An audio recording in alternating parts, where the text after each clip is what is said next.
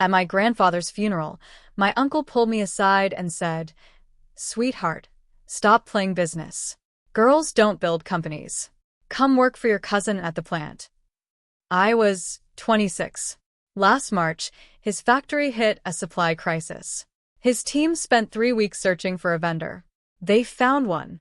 Me. When he saw my name on the contract, he didn't sign for 4 days. On the fifth day, his board signed it for him. But I need to take you back.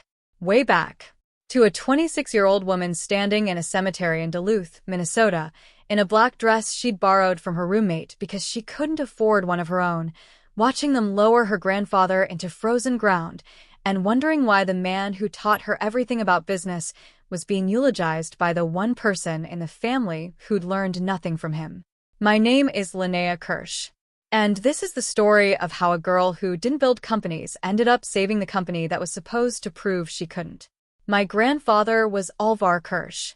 He started Kirsch Industrial Components in 1971, a precision parts manufacturer on the west end of Duluth, right off of Garfield Avenue, in a corrugated steel building that smelled like cutting oil and iron shavings. If you've never smelled cutting oil, it's sharp and mineral, somewhere between diesel and pennies, and it gets into everything: your clothes, your hair, the upholstery of your car. I loved that smell. I grew up with it in my nose the way other kids grew up with the smell of their mother's perfume or their dad's aftershave. To me, it smelled like possibility, like things being made. Grandpa Alvar built Kirsch Industrial from nothing into a regional supplier of precision machine components, bushings, couplings, valve housings, hydraulic fittings, for mining equipment manufacturers across the Iron Range. At its peak, the company employed 140 people and pulled in about $22 million a year. Not glamorous. Not Silicon Valley. But real. The kind of real that puts kids through college and keeps small towns breathing. He had 2 children. My mother, Britta, and my uncle, Dale. My mother became a high school science teacher in Two Harbors, 25 miles up the North Shore. She married my father, a Finnish-American electrician named Eero, and they raised me and my brother in a 3-bedroom house with a wood-burning stove and a view of Lake Superior that could break your heart in November when the water went steel gray and the gales came screaming down from Canada. My Uncle Dale became the heir. That's the word the family used. Heir. Like this was a dynasty and not a machine shop. Dale had worked at Kirsch Industrial since he was 18, rising through the ranks not because of exceptional talent, but because of gravitational inevitability. He was the son. He was supposed to take over. Nobody questioned it, least of all Dale, who had the confidence of a man who had never been required to earn his confidence. To be fair, and I'm trying to be fair because this story is more complicated than bad uncle, good niece, Dale wasn't stupid. He understood the manufacturing process. He could read a blueprint. He knew the clients. What he lacked wasn't intelligence. It was vision. Dale could maintain what existed. He could not imagine what might come next. He ran the factory the same way in 2018 that Grandpa Alvar had run it in 1995, and he saw this as a virtue rather than a warning sign. But I'm getting ahead of myself. Let me tell you about the funeral first, because that's where the fuse was lit. Grandpa Alvar died in January. Pancreatic cancer, diagnosed in October, gone by the new year. He was 78. The service was at First Lutheran on East 2nd Street in Duluth, and half the town came: machinists, foremen, clients, suppliers, the woman who ran the sandwich counter at the gas station on Garfield, where Kirsch workers bought lunch every day for 40 years. My grandfather was that person in Duluth. The one everyone respected. The one who shook your hand and remembered your kid's name and lent you money when the mines laid people off. The eulogy was given by Dale. Of course it was. He stood at the pulpit in a suit that was slightly too tight across the shoulders and talked about legacy and carrying the torch and what Dad would have wanted. And the whole time I sat in the third pew thinking, you don't know what he wanted. Because he told me. And he didn't tell you. See, here's the thing the family didn't know. In the last 2 years of his life, Grandpa Alvar and I had been talking. Not casual grandfather-granddaughter conversations about school and boys and whether I was eating enough. Real conversations. Business conversations.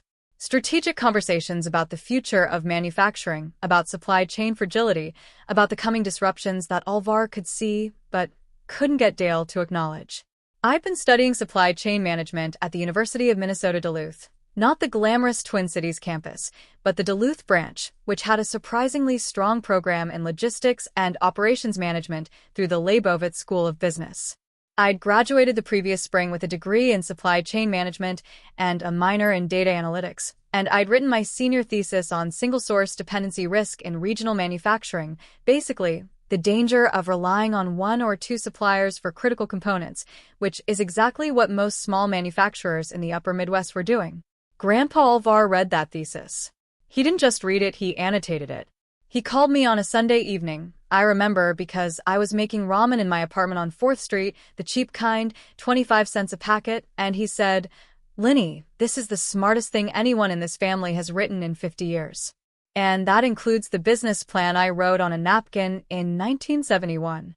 He told me things about Kirsch Industrial that Dale didn't know he was sharing. That the company's supplier base had contracted dangerously over the past decade. That 3 critical components, precision ground valve seats, specialty alloy bushings, and custom hydraulic fittings, were each sourced from a single vendor, with no backup. That Dale had rejected every suggestion Alvar made to diversify because the current guys are fine, Dad, and why fix what isn't broken?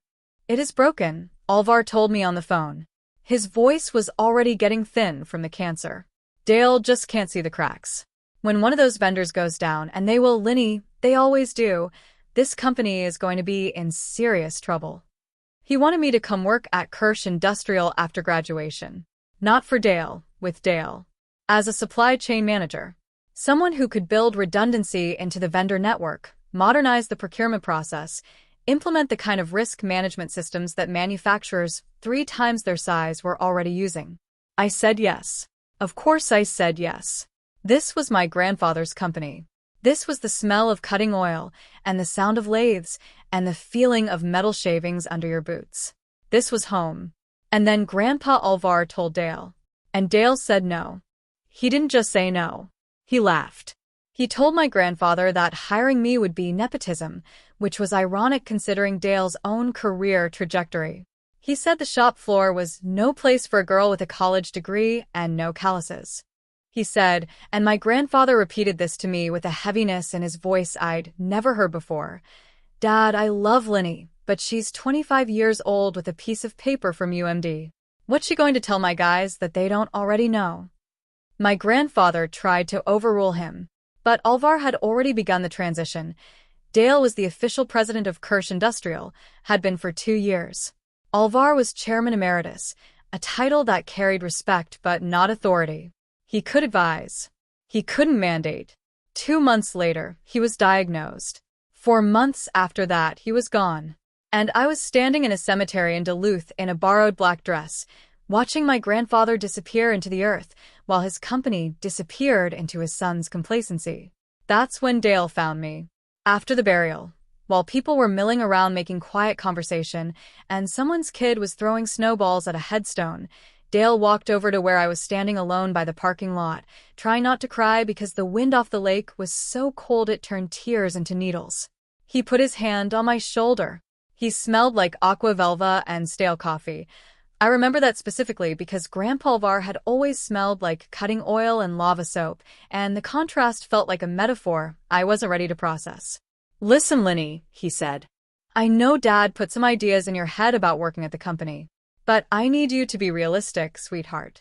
He said sweetheart the way you'd say it to a golden retriever that keeps bringing you a tennis ball you don't want. "Stop playing business. Girls don't build companies. It's nothing personal. It's just how things are." I didn't say anything. Not because I didn't have words, I had plenty, but because I'd learned something from my grandfather that Dale never had. Silence is a strategy. When you don't have the leverage to change someone's mind, you save your energy and change your position instead. Dale continued, "Your cousin Mitchell is starting in the sales department next month. Good benefits, steady paycheck. I could get you something in the front office. Answer phones, manage the schedule, help out with bookkeeping. It'd be good for you. Answer phones. Manage the schedule. The woman who'd written a thesis that his own father called the smartest document the family had produced in 50 years, and he was offering me a receptionist job. Thank you, Dale, I said. My voice didn't shake. I'm proud of that. I'll think about it. I didn't think about it. Not for 1 second. Instead, I went home to my apartment, made another packet of 25-cent ramen, opened my laptop, and started building a business plan. Now, here's where I need to tell you something important, because if I'm being honest, and this story only works if I'm honest, the next 3 years were not a montage. They were not a triumphant sequence set to inspirational music where a determined young woman overcomes obstacles through sheer grit and emerges victorious. The next 3 years were brutal. They were lonely. They were full of mistakes I'm still embarrassed about. And there were at least 4 moments where I genuinely considered calling Dale and asking for that receptionist job. Let me tell you about the first year. I had $6,200 in savings. I had a degree from UMD. I had the theoretical knowledge of supply chain management but almost zero practical experience. And in manufacturing, practical experience is the only currency that matters. I had my grandfather's annotated copy of my thesis, which I kept in a fireproof safe I bought at the Duluth Trading Post for $89.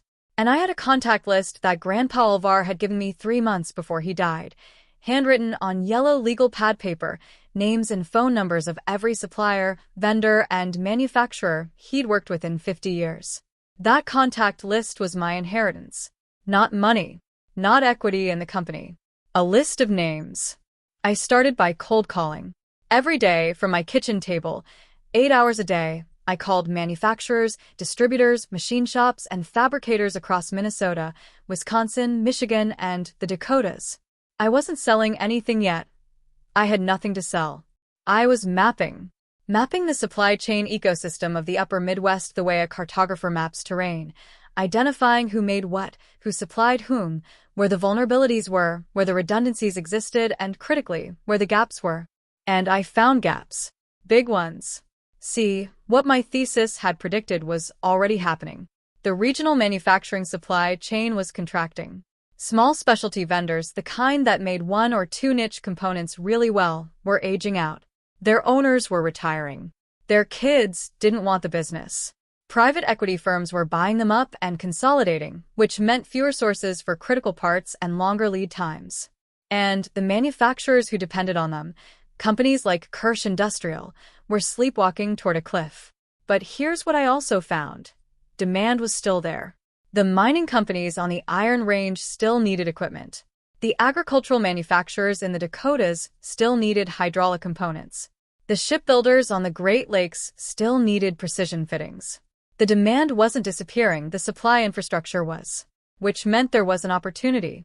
A specific, quantifiable, urgent opportunity for someone who could build a new kind of supply chain intermediary, not a traditional distributor who just warehoused parts and marked them up, but a strategic supply chain partner who could source, qualify, and manage multiple vendors for critical components, providing manufacturers with the redundancy and reliability they desperately needed but couldn't build themselves. I called the company Kirsch Supply Solutions. Yes, I used the family name. Was that petty? Maybe. Was it strategic? Absolutely. The Kirsch name had 50 years of recognition in upper Midwest manufacturing. I wasn't going to throw that away because my uncle hurt my feelings. I incorporated as an LLC in Minnesota in April. My first office was a corner of my apartment kitchen. My first employee was me.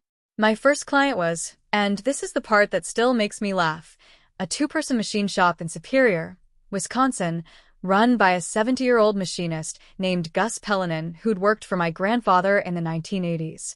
Gus needed a reliable source for 4,140 chromoly steel bar stock in specific diameters that his usual supplier had stopped carrying.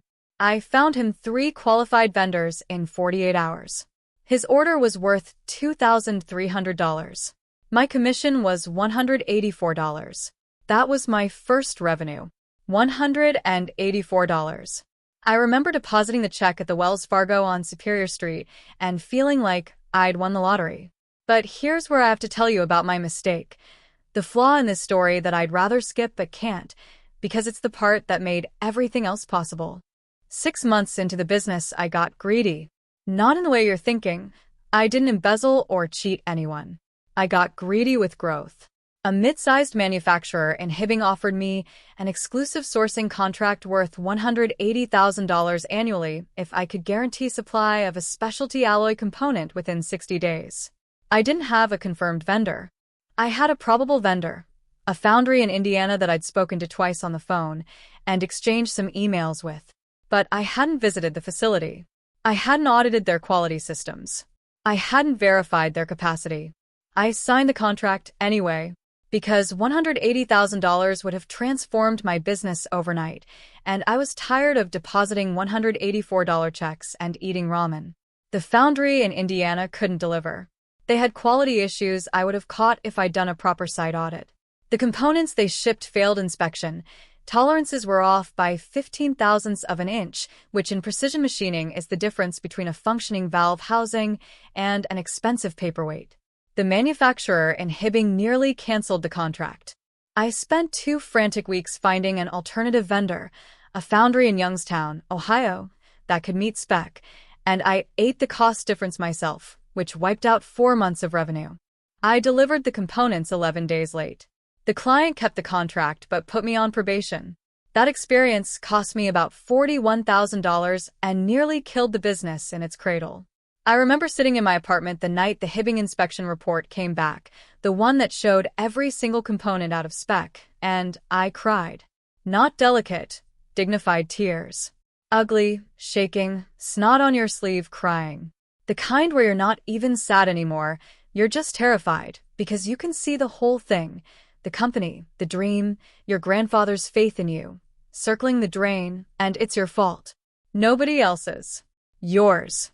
You got greedy and you got sloppy, and now a manufacturer in Hibbing thinks you're a joke, and maybe Dale was right, maybe you're just playing business. I called my brother that night. Arrow Jr. drove over at 11 p.m. with a bag of gas station donuts and a thermos of coffee, and he sat on my kitchen floor, the tilted kitchen floor in the apartment on 4th Street, and listened to me explain, in excruciating technical detail, the difference between a tolerance of plus or minus 5 thousandths and plus or minus 20 thousandths, and why it mattered, and why I should have caught it, and why I didn't. He understood maybe 10% of what I said. But he stayed until 2 a.m. That's what brothers do. The next morning, I drove to Hibbing. I sat across from their quality manager, a stern, silver-haired woman named Paulette who looked at me the way a disappointed teacher looks at a student who she knows is capable of better, and I owned it. Every bit of it. I didn't make excuses. I didn't blame the foundry in Indiana. I presented my corrective action plan, including the Youngstown backup, and I told her it would never happen again. She stared at me for a long time. Then she said, "Most vendors who screw up send an email. You drove 2 hours in a snowstorm." She kept the contract. But it taught me something that became the foundation of everything I built afterward.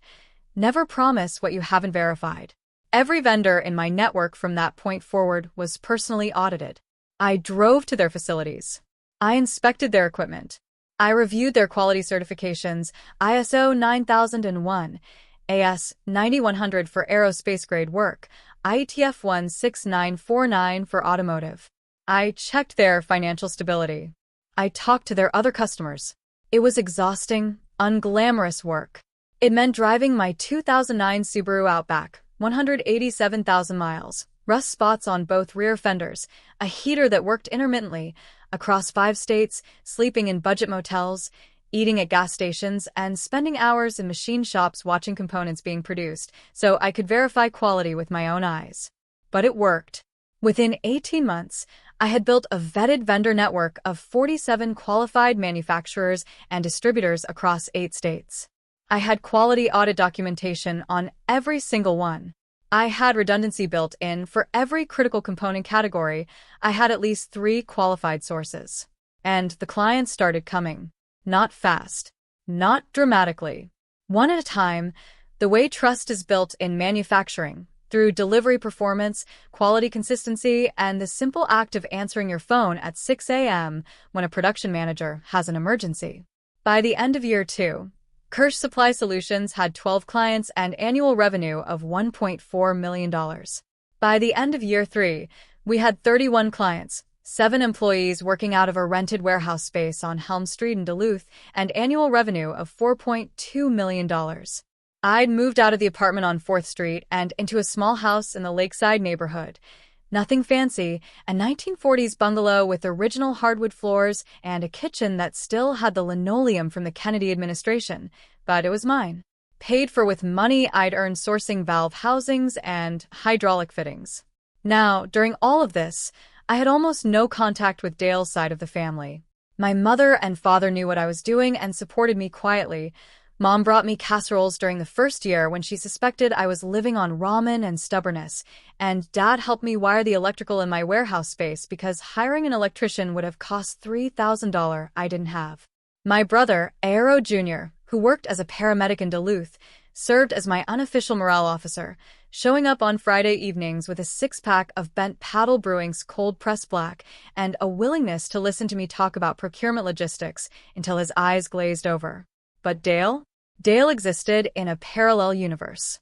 Occasionally, I'd hear things through the family grapevine, that Kirsch Industrial's revenue was flat, that they'd lost a major client to a competitor in Eau Claire, that Mitchell, my cousin, had been promoted to sales manager despite having the sales instincts of a potted fern. But I didn't engage. I didn't gloat. I didn't track their struggles. I was too busy building. And here's something I want to be honest about because I think it matters. Building wasn't always noble. It wasn't always purpose-driven and inspiring. Some days it was mind-numbingly tedious. It was sitting in my Subaru in a parking lot in Mankato at 7 a.m. in February, eating a gas station breakfast sandwich that tasted like cardboard and regret, waiting for a machine shop to open so I could do a 4-hour quality audit on a facility that made bronze bushings. It was spending entire Saturdays reconciling invoices. It was arguing with freight carriers about damaged shipments. It was learning QuickBooks through YouTube tutorials at midnight because I couldn't afford an accountant. People love the idea of entrepreneurship. They love the magazine profile, the origin story, the she built it from nothing narrative. They don't love the part where you're on hold with the Minnesota Department of Revenue for 45 minutes trying to understand sales tax nexus rules for cross-state industrial component transactions. That part doesn't make for good content. But that part is 90% of the actual work. I tell you this because I think the myth of the effortless success story does real damage. It makes people think that if it's hard, they're doing it wrong. It's supposed to be hard. The hard part is the whole thing. And here's the part that matters. The part where the universe demonstrates a sense of humor so precise it borders on cruelty. Last March, Kirsch Industrial's primary supplier for precision ground valve seats, a company called Metal Form Solutions, based in Green Bay, announced that it was ceasing operations. The owner was 73. His 2 children wanted nothing to do with manufacturing. He sold the equipment at auction and closed the doors. This was exactly the scenario my grandfather had warned about. Exactly the scenario my senior thesis had modeled. Exactly the nightmare Dale had dismissed for a decade with the current guys are fine. Metal Form supplied roughly 35% of Kirsch Industrial's critical component needs. Without them, production lines would start shutting down within 6 to 8 weeks as existing inventory depleted. And these weren't commodity parts you could source on Alibaba. They were precision machine components with specific tolerances, material certifications, and quality requirements that took months to qualify through a new vendor. Dale's purchasing manager, a competent but overworked woman named Sandra Voss, who I later learned had been warning Dale about supplier concentration for years and being ignored, spent 3 weeks in a panic, searching for alternative vendors. She contacted every known supplier in the region. Most couldn't meet the specifications. 2 could, but had lead times of 4 to 6 months. 1 could deliver in 8 weeks but wanted a price premium that would have erased Kirsch Industrial's margins entirely. And then Sandra found Kirsch Supply Solutions, my company, in a database search. She didn't know it was mine, not at first. She saw the capabilities listing, the geographic proximity, the quality certifications. She called on a Tuesday morning. I answered the phone myself. I still did that, answered every call because in this business, the call you miss is the client you lose. Kirsch Supply Solutions. This is Linnea. There was a pause. Linnea? Linnea Kirsch. Sandra? Another pause. Longer. Well, she said, and I could hear her smiling through the phone. Isn't this something? Sandra explained the situation. I already knew most of it. Not because I'd been monitoring Kirsch Industrial, but because Metal Form's closure had sent ripples through the entire regional supply chain, and I'd been fielding calls from other affected manufacturers for 2 weeks. I had already activated backup vendors. I had capacity lined up. I could solve Dale's problem. Not in 6 months. Not at a crushing premium. I could have qualified components flowing to Kirsch Industrial within 4 weeks, from 2 separate vetted vendors, at competitive pricing, with quality documentation that would satisfy any audit. I prepared a formal proposal. 12 pages. Detailed sourcing plan, vendor qualifications, pricing structure, delivery timeline, quality assurance protocols. Professional. Thorough. The kind of document my grandfather would have appreciated. And on the cover page in the company letterhead was my name. Linnea Kirsch. Founder and CEO. Kirsch Supply Solutions. Sandra told me later what happened when the proposal reached Dale's desk. He read the cover page. He read it again. Then he set it down, stood up, walked out of his office, and didn't come back for 2 hours. Nobody knew where he went. Sandra said Mitchell, my cousin, the Potted Fern sales manager, picked up the proposal, read the cover page, and said, with what Sandra described as the expression of a man who just realized the check engine light he'd been ignoring was serious. That's Linnea. That's Aunt Britta's daughter. Dale didn't sign the contract for 4 days. 4 days while his production lines inched closer to shutdown. 4 days while his clients called asking about delivery timelines. 4 days while Sandra Voss, who had been warning him about this exact scenario for years, sat at her office and, I imagine, resisted the urge to say, I told you so, with a heroism that deserves its own story. On the 4th day, Dale called me. I was in my warehouse on Helm Street, reviewing a quality audit report from a new vendor in Rockford, Illinois. My phone rang. I saw the number, Kirsch Industrial's main line, and I let it ring 3 times. Not for dramatic effect, because I needed to decide who I was going to be in this conversation. Linnea, Dale said. His voice was different than I remembered. Smaller. Dale. I got your proposal. I know. Silence. The kind of silence that has weight, that you can feel pressing against your chest. The kind of silence that says more than any speech. He stopped. Started again. Your grandfather would have stopped again. Would have what, Dale? More silence. Then, the board wants to sign. I know, I said. Sandra told me. I need to ask you something, and I need you to be honest with me. Okay. Is this? He took a breath. Is this payback for what I said at Dad's funeral? And here's where I could have destroyed him.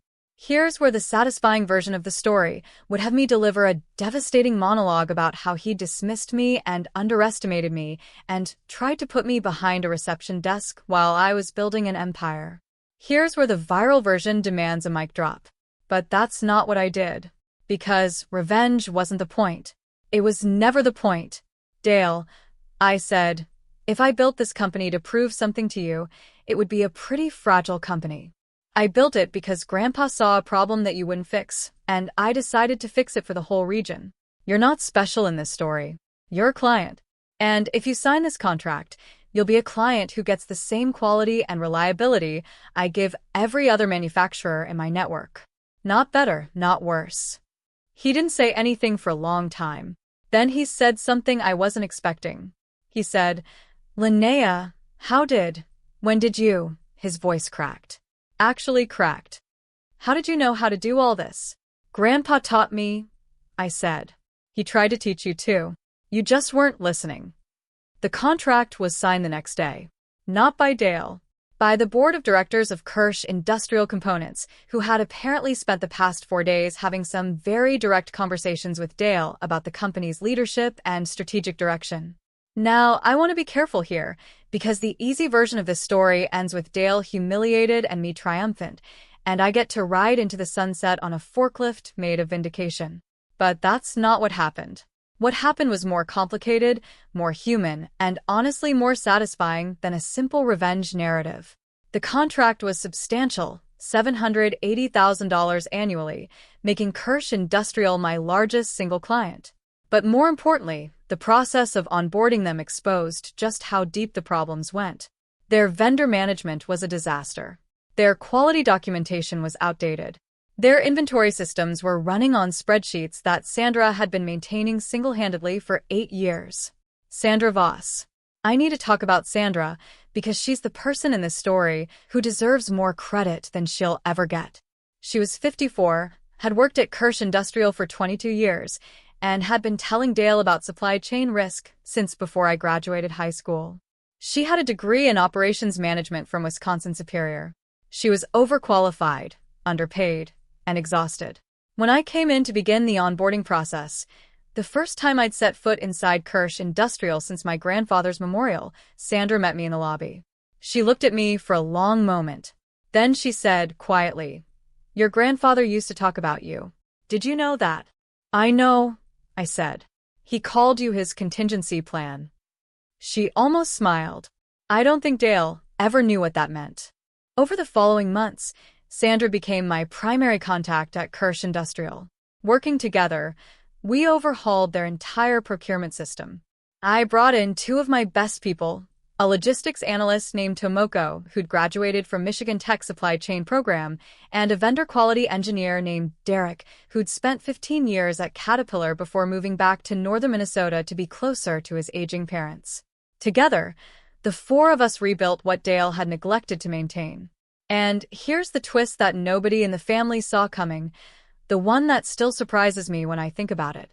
In September, 6 months after the contract was signed, Dale announced his retirement. Not dramatically. Not with a speech or a confrontation. He sent an email to the board and the employees that was, frankly, more self-aware than anything I'd ever heard him say in person. He wrote that the company needed leadership that was better equipped for the next 50 years than the last, and that he was stepping down effective January 1st. The board offered the presidency to Mitchell, my cousin, the potted fern, who, to his credit, turned it down. He said he wasn't ready. He said, and this part one heard directly from Sandra, "Maybe you should talk to Linnea." The board called me. They asked if I'd consider merging the 2 companies, or, at minimum, taking a seat on the board to oversee the strategic direction. I said no to the merger. Kirsch Supply Solutions was mine. I'd built it from a kitchen table and $6,200 and a list of names on yellow legal paper. I wasn't going to subsume it into the company that had rejected me. But I said yes to the board seat. Because that company, the corrugated steel building on Garfield Avenue, the smell of cutting oil, the sound of lathes, that was still my grandfather's house. And I take care of houses that belong to people I love, even when the current occupants have let them fall into disrepair. Today, Kirsch Supply Solutions has 23 employees and annual revenue of $11.8 million. We operate out of a 12,000 square foot facility on Helm Street in Duluth, upgraded from the original warehouse to a proper office and logistics center with a vendor qualification lab where we test incoming components before they ship to clients. We serve 64 manufacturers across 6 states. Our vendor network includes 143 qualified suppliers. Kirsch Industrial is still operating. Revenue stabilized after the supply crisis and has grown modestly under new leadership, a woman named Greta Haugen, hired from Polaris Industries in Medina, who is doing exactly what my grandfather wanted someone to do 20 years ago, modernizing. Sandra Voss is now VP of Operations. She got a 40% raise and an office with a window. She deserves both. Dale retired to a cabin on Lake Vermilion. I hear he's taken up ice fishing and woodworking. I don't know if he's happy. That's not my business and, truthfully, it's not my concern. But I'll say this. At the last family Thanksgiving, the first one where both branches of the Kirsch family sat at the same table since Grandpa Alvar's funeral, Dale was quiet. Not sullen. Not hostile. Just quiet. The way a man gets when he's spent a long time being loud about things he was wrong about and has finally run out of volume. He didn't apologize. I didn't need him to. Apologies from people like Dale aren't really for you. They're for the apologizer, a way to discharge guilt without changing behavior. What Dale did was smaller and, in its way, more honest. He asked me about my business. Specific questions. Real questions. How did I handle quality disputes with vendors? What software did I use for inventory tracking? Had I considered expanding into aerospace components? At one point, Mitchell, my cousin, who had surprised everyone by enrolling in an evening MBA program at St. Scholastica after Dale's retirement, and who was turning out to be considerably less Fern-like than I'd given him credit for, leaned over and said, "Dad, you know she literally wrote a thesis predicting exactly what happened to us, right? Like, to the year?" Dale looked at me. There was something in his face I'd never seen before. Not shame, exactly, but something adjacent. Recognition, maybe. The belated understanding that the person you dismissed had been standing on solid ground the whole time, and you just refused to look down. "I know," Dale said quietly. And then, even more quietly, "Your grandfather tried to tell me." That was as close to an apology as Dale Kirsch would ever get. And, honestly, it was enough. Not because I'm a saint, I'm not. I'm a woman who still feels a small, petty flare of satisfaction every time I drive past the Kirsch Industrial Building on Garfield Avenue and see my company's name on the approved vendor list posted in the receiving dock window. I'm human, but the satisfaction isn't the fuel anymore. It hasn't been for a long time. The fuel is the work itself, the mapping, the auditing, the sourcing, the relentless and unglamorous process of making sure that when a manufacturer needs a critical component, it arrives on time, in spec, and from a vendor they can trust. He was listening.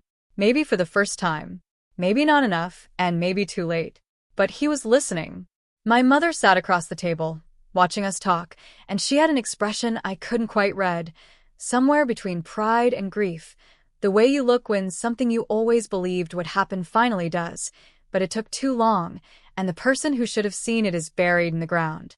After dinner, she found me in the kitchen doing dishes. She didn't say anything about Dale or the company or the contract. She just put her hand on my back, between my shoulder blades, the way she used to when I was a kid and couldn't sleep, and said, "Your grandpa's legal pad is still in the safe, right?" "Always," I said. "Good," she said. "That list is worth more than the whole factory." She was right.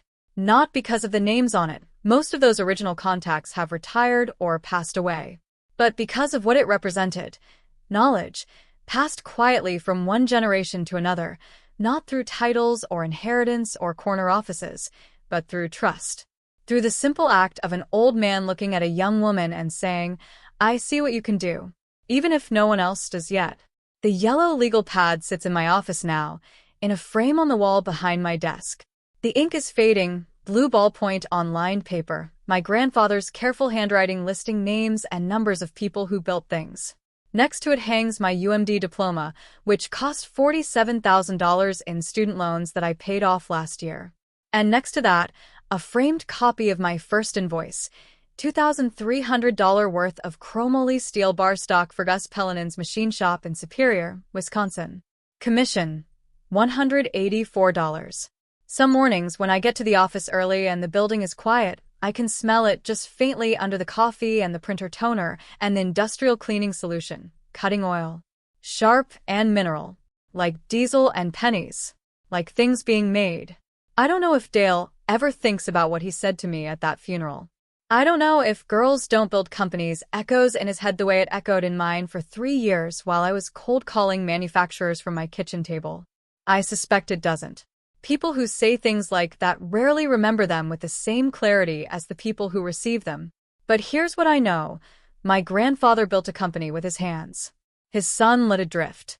And his granddaughter, the one who was offered a receptionist job and told to stop playing business, built a company that saved it. And she built it the same way her grandfather did. One phone call at a time. One handshake at a time. One delivery at a time. With a list of names on a yellow legal pad and the unshakable belief that the people who tell you what you can't do are almost always describing their own limitations, not yours. Girls don't build companies. That's what he said. Standing in a cemetery in Duluth, Minnesota, in January, with the wind coming off Lake Superior like a blade, while the man who believed in me was being lowered into the frozen ground. But I wasn't listening to Dale that day. I was listening to Grandpa Alvar.